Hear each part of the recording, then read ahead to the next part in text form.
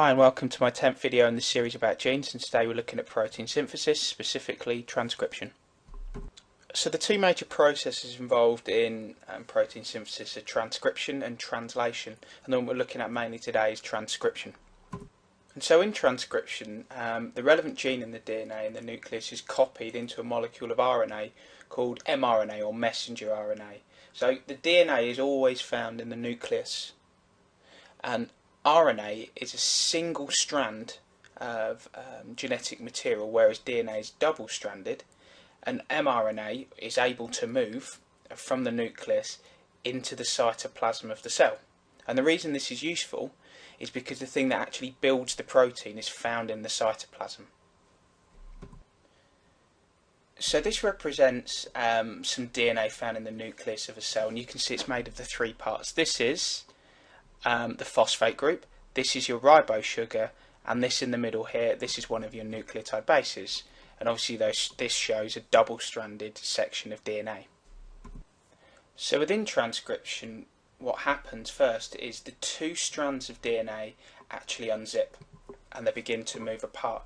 Now they're held together, though they were held together, by hydrogen bonds, and so those hydrogen bonds are broken, which means they're free to move apart. And these two polynucleotide strands separate, so nucleotide meaning the nucleotide bases, and poly meaning many, because there's a lot of them, so 1, 2, 3, 4.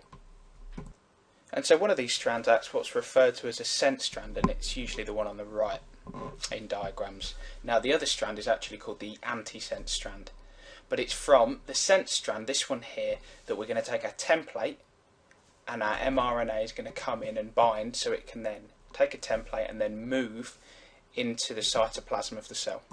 What then happens is three nucleotide bases come in and bind, and now with RNA it's single-stranded, but it has a slightly different makeup to DNA. Instead of having the base thymine, it has the base uracil, so it's represented by a U.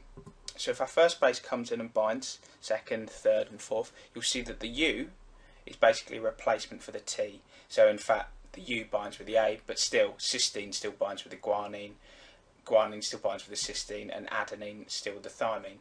Now what then happens is the phosphate, so the circular pieces here, and the ribose sugars form bonds, and then this whole structure here is what's known as our mRNA. That's now free to move from the nucleus out into the cytoplasm. What then occurs is our messenger RNA is then free to detach from the sense RNA. It can then go and leave the nucleus and then go into the cytoplasm, as is happening there.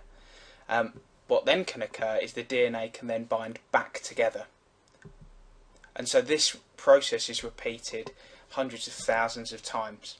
Now we can think of the DNA being like the blueprints, and now blueprints you normally keep in one location where everybody knows they can go and get them. So the DNA acts as a blueprint for everything, and it stays within the nucleus. It's the mRNA which is able to take a template, if you will, and then move into the cytoplasm for the next phase of protein synthesis, which is translation.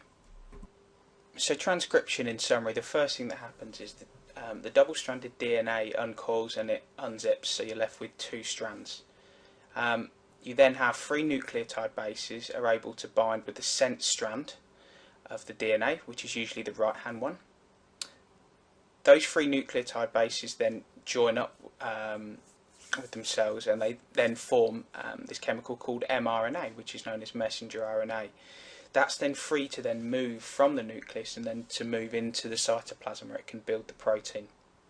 Before it does that though, it's got to remove the sections within the mRNA that don't code for proteins, and those sections are called introns.